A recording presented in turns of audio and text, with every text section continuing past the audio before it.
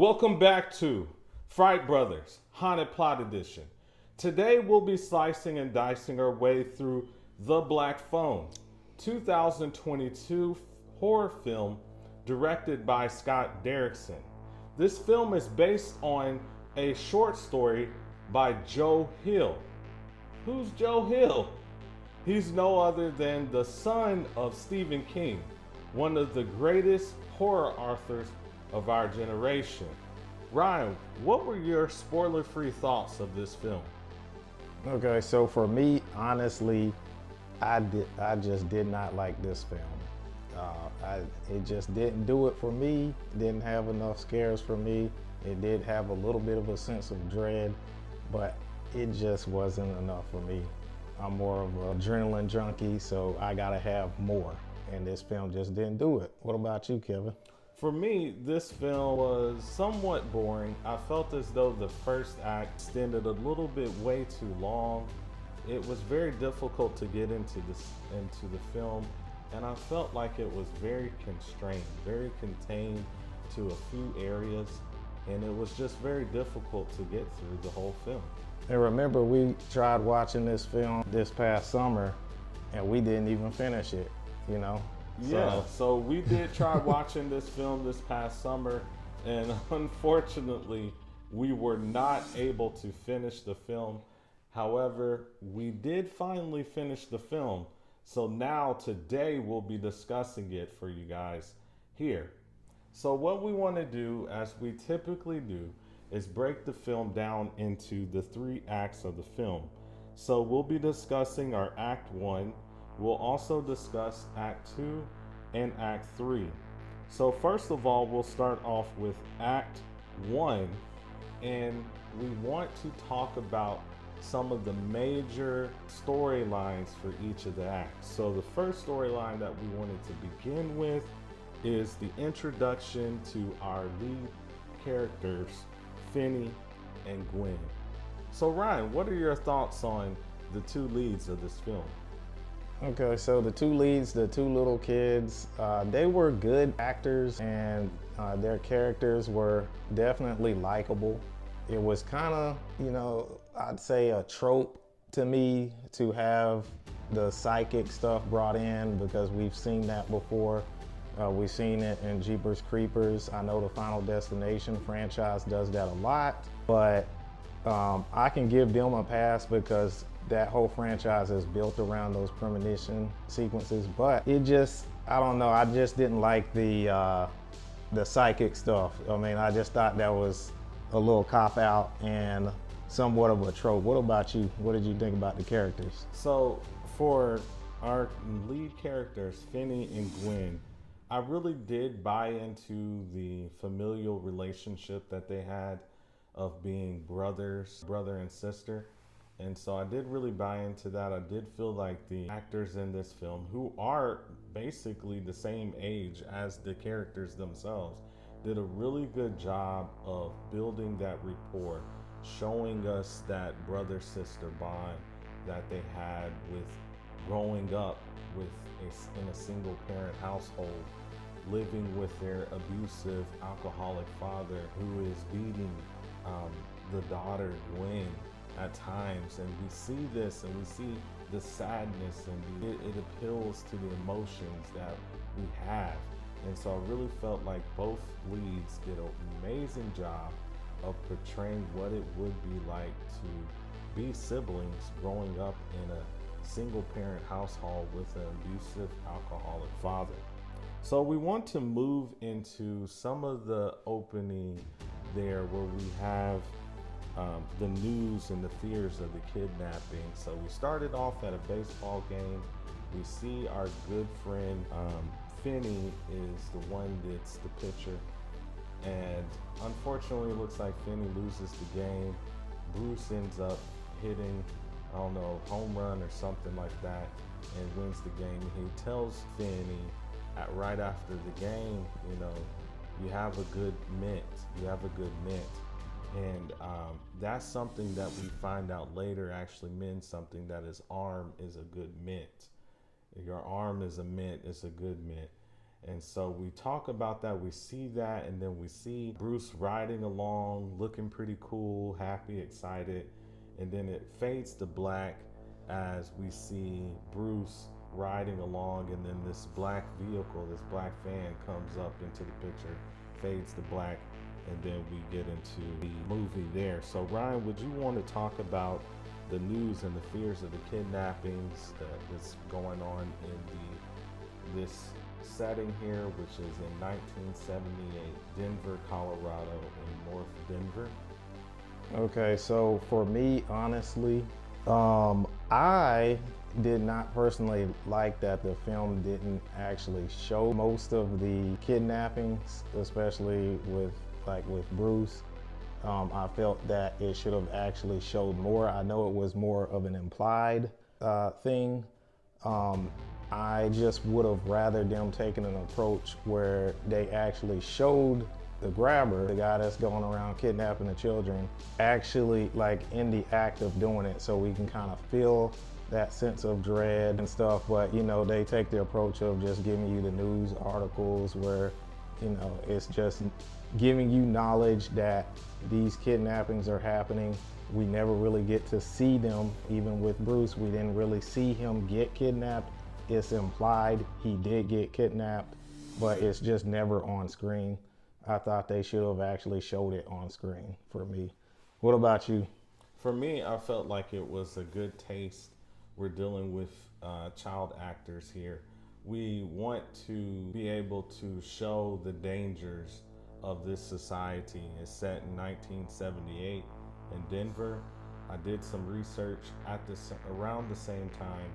You had your Jeffrey Dahmers, your Ted Bundys that were on these mass serial killing sprees out there, and a lot of what they did and eventually were found guilty of and stuff like that occurred around 1978. And so you had your Jeffrey Dahmers, you had your Ted Bundys, you had these predators on the alert. And so setting around that time made it very interesting. I also like the fact that they showed the detectives, the news clippings and everything like that. And I think it's important to note that Scott Derrickson's, I believe, says that in one of his interviews that he actually grew up in I think Colorado or Denver around that particular time. And he said that one crazy thing happened. There was a murderer from one of the Charles Manson murderers who was a convicted murderer who actually ended up calling his house phone. And I don't think his mother was there or something. He may have been there by himself or just happened to pick up the phone. I don't remember the specifics, but I do remember him saying that he picked up the phone and he had a conversation with one of the women that ended up being convicted of some of the Charles Manson murders or something that were going around at that particular time. So it was very interesting there that, again, just like we see in the Strangers series there, how the director uses real life circumstances. Here we see this director, Scott Derrickson, using real life circumstances that happened to him and uses that within the film. So I really like that. Let's move on to Gwen's psychic dreams. So we see throughout this particular movie, especially at the beginning, that Gwen, the young female lead, doesn't have to be at a particular area. She has this psychic dream that she can see things that have already happened or that will happen. And not only that, these things are true. Like she says that she saw the balloon, the black balloons and stuff. She ends up throughout the movie seeing some other stuff related to finding out who the grabber is.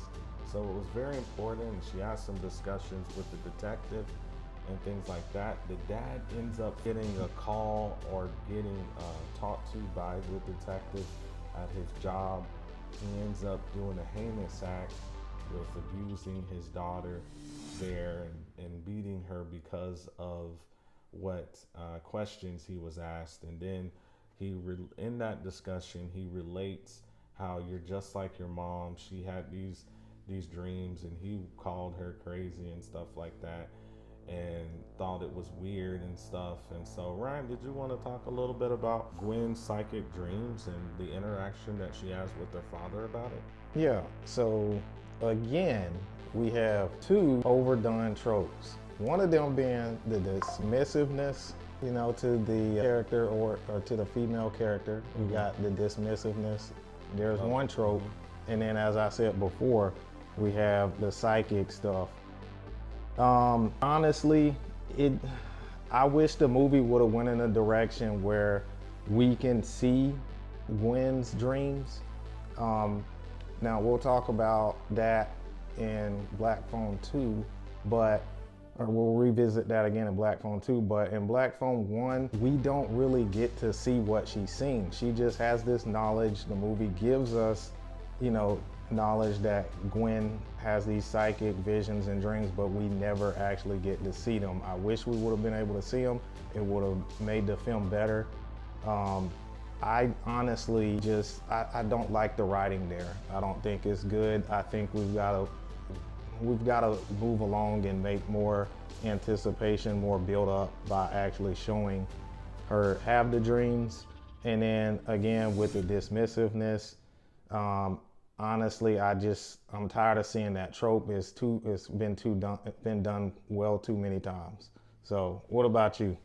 So for me, I felt like it was an interesting thing to have a character, female lead, child lead, who is able to have these visions.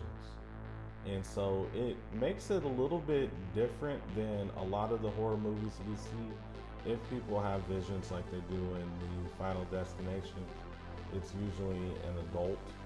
So we have a child here, so I thought that was an interesting add. Also felt like it did help out with moving the plot along the lines here. So those are a few positives that I felt.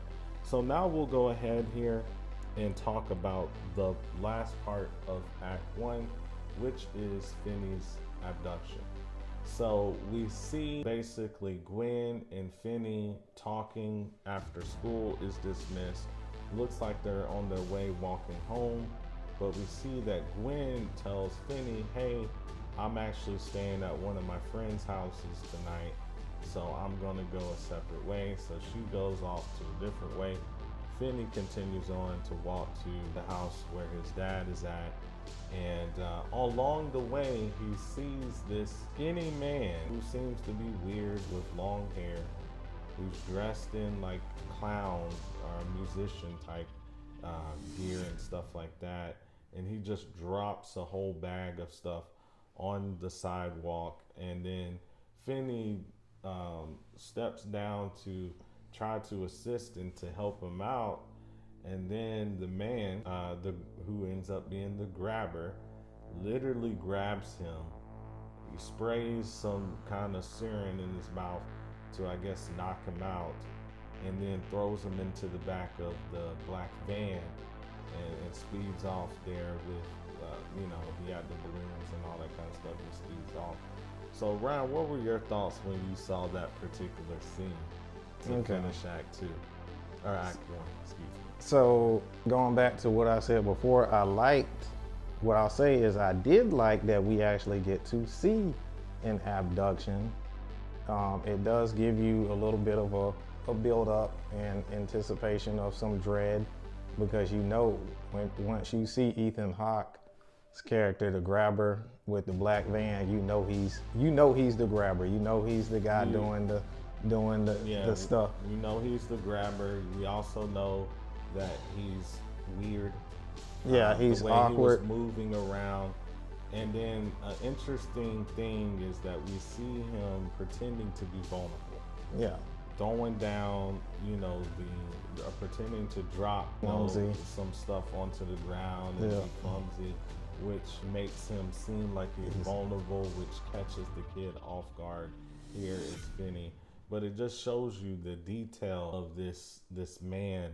Like many of the serial killers that we know of in real life, how they would lure in people by pretending to be vulnerable and just kind of needing of assistance and prey on people like that by doing that. So we see that here in this particular film.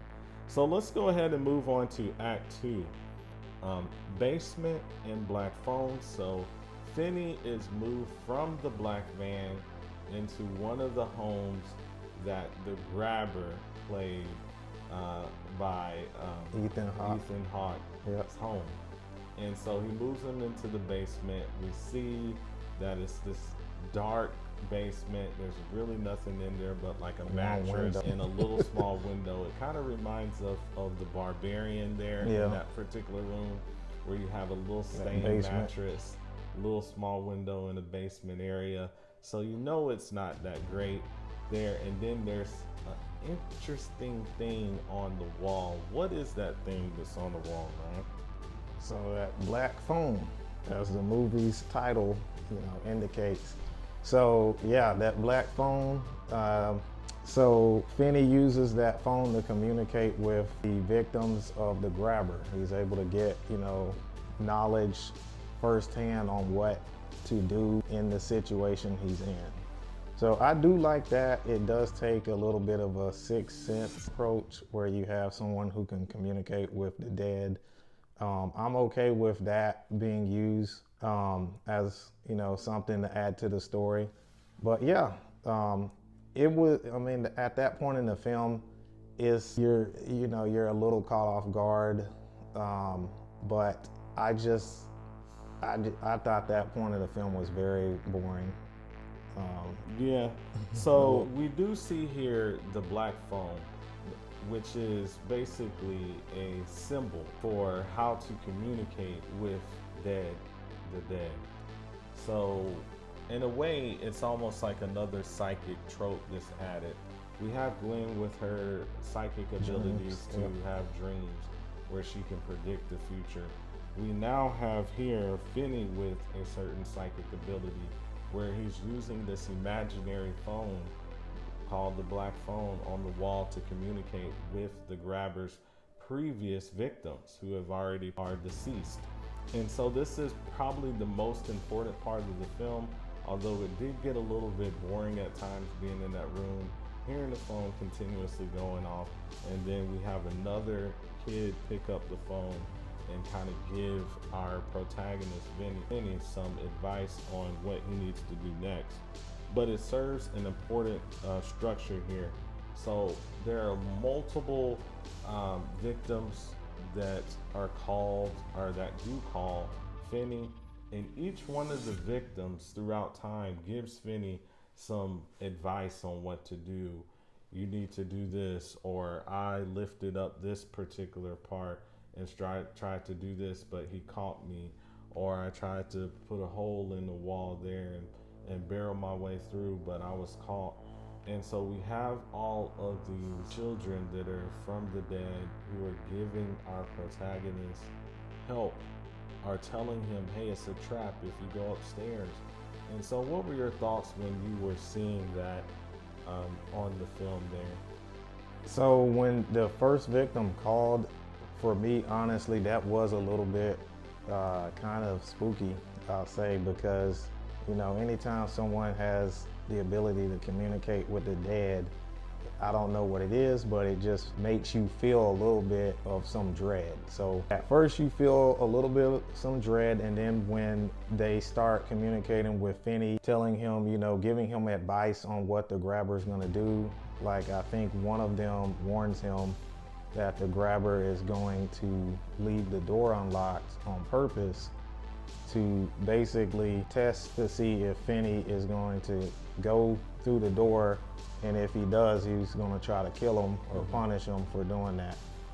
But I did like that part of the story. I think it does do a good job of progressing the plot. It's just a little bit too slow for me.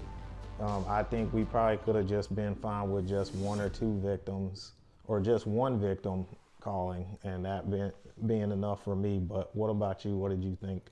So my thoughts were, it was somewhat interesting. I did like the concept. Maybe the execution of the concept was a little bit boring However, the fact that we have our protagonist being able to talk to the victims, previous victims, through a imaginary black phone, I thought was interesting.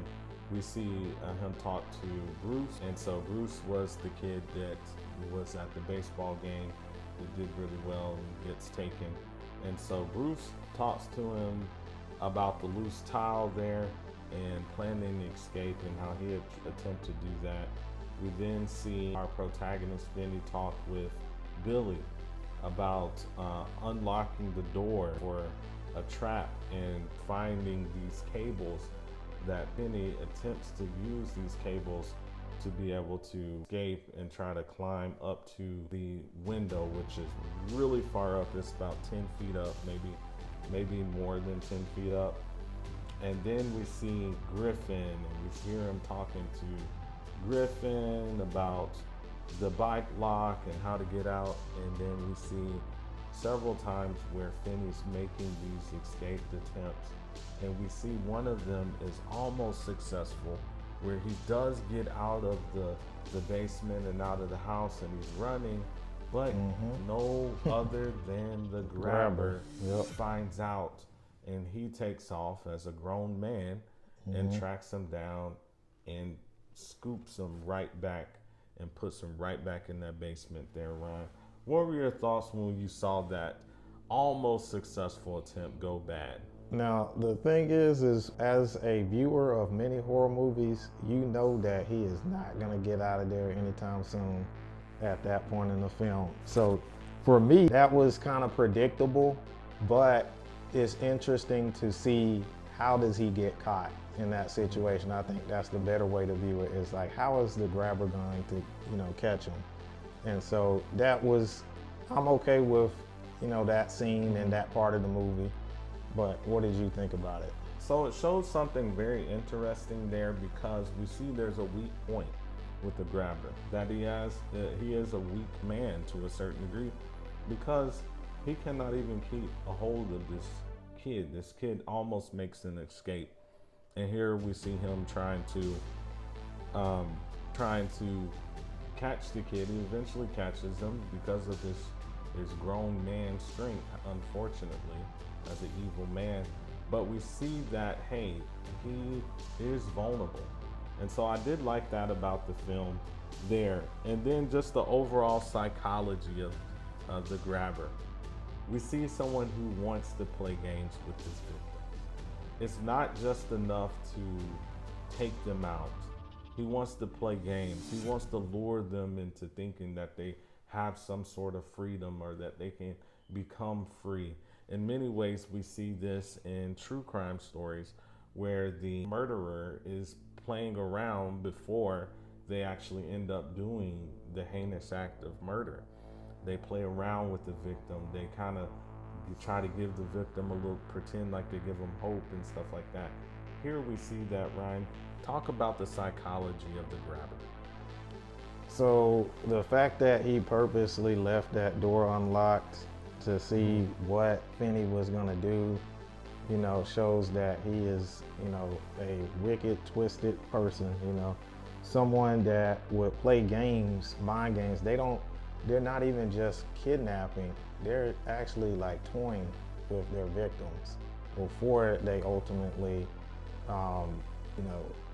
kill the victim in this situation. But it's a different type of evil. It's a sadistic type of evil there, and it's along with real life situations where you do have these serial killers, your Ted Bundys, your Jeffrey Dahmers, who really played around before they actually committed the heinous acts that they committed with the people that were their victims. We see that even in recent times with the Gilgo murders, and the architect there, who allegedly, at this particular point, since he hasn't quite gone to trial, but the alleged allegations against him on how he played around with his victims. He would try to hunt his victims and all this kind of crazy stuff here with these allegations, and how he would go around and allegedly murder these people. And we see it in this particular film here.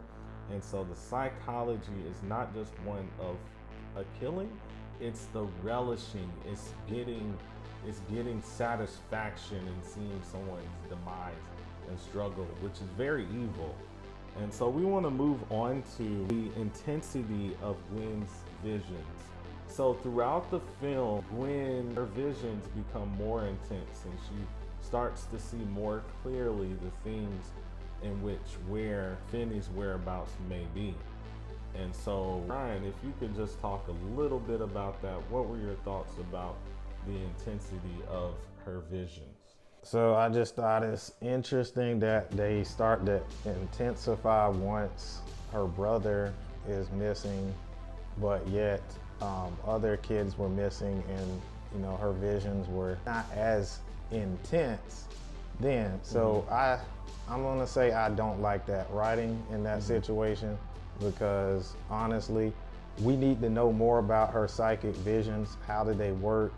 Why is it that once her brother is kidnapped that they start to intensify, but she still for some reason can't figure out where he's at?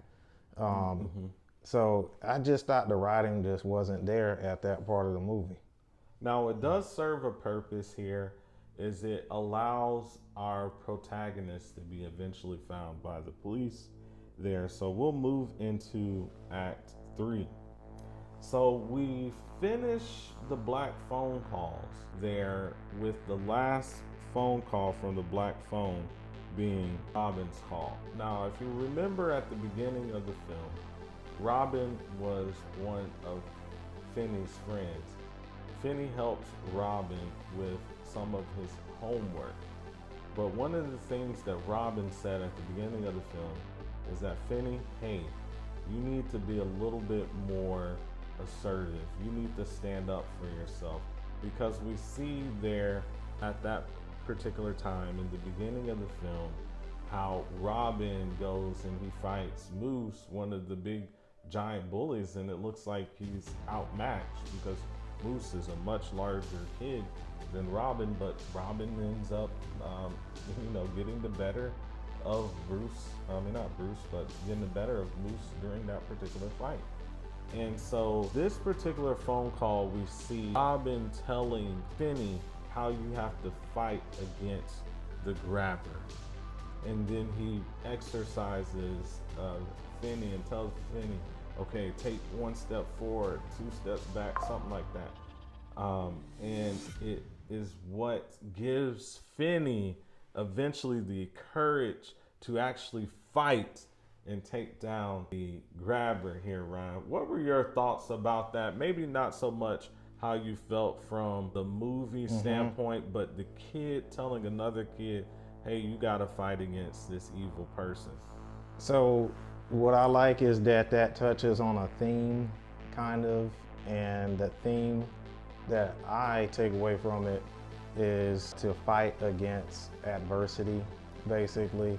Like, you know, we all go through things in life, and it's how you respond. You have to respond to adversity. We're all gonna go through things, but you have to be able to respond, and respond obviously in the correct way. And I think in this situation with what Finney was working with, he responds in the way he was supposed to respond. He took the fight to the grabber. The grabber is a evil villain, evil person, kidnapping all these children, doing all of these heinous crimes. And by Robin giving him that advice to stand up for himself, we see that Finney is able, to take that advice and take the fight to the grabber. Yeah. And I think that's a thing that I like, and it's a very good takeaway message from the movie. And also too, this is different. This movie, even though it has its issues, is different than the first Terrifier movie, Terrifier 2016, because we don't have a static character.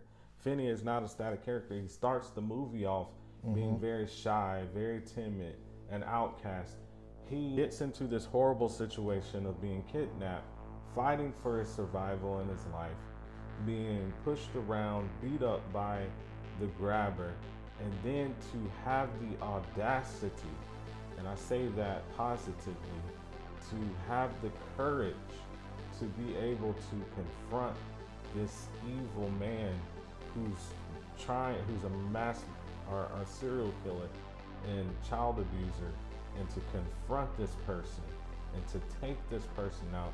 And we see how he relies on all the different kids from the past to be able to fight against the grabber. And so I enjoyed this part of the movie. This was my favorite part of the movie, seeing him take out the grabber, seeing him lock the grabber down, and then the grabber gets stuck down there where there was that little hole, and then him taking the fight, and then eventually putting the phone up to the grabber's face so that the grabber can hear the children that he's already taken alive, be able to speak to him and tell him and laugh at him, the grabber. And these kids are talking and they're telling him, and then that goes back to one of the opening scenes in the movie where we see Bruce tell Finney, hey, your arm is a good mint, or something to that nature, and his arm is what's used to take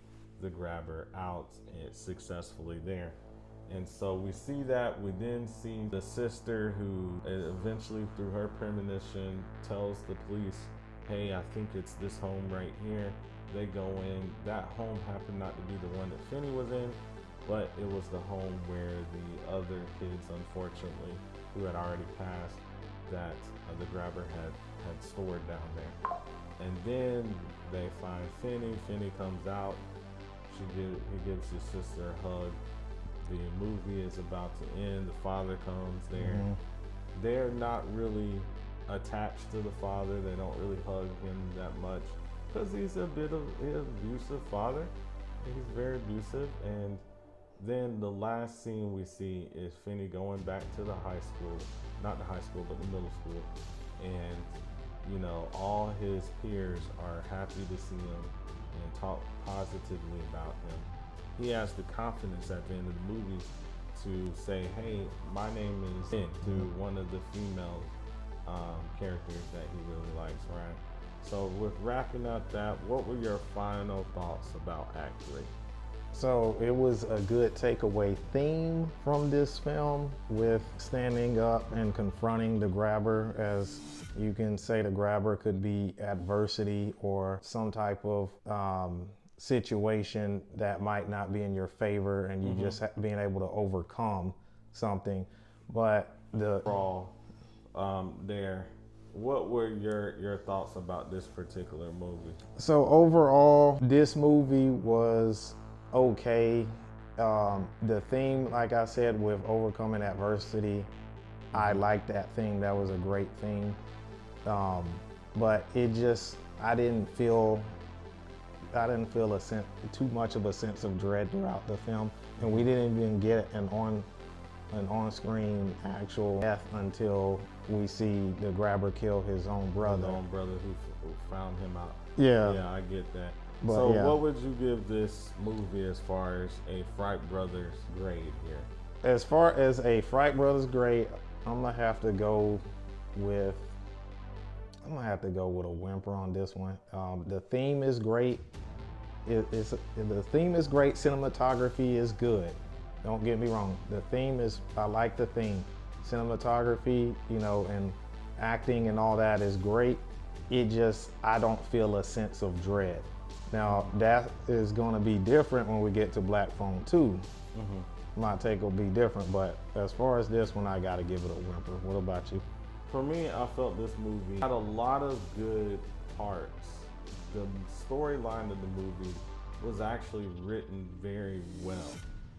Some of the actual directorial decisions that were made in execution of that vision did not go very well. I believe that the Act 1 was too long.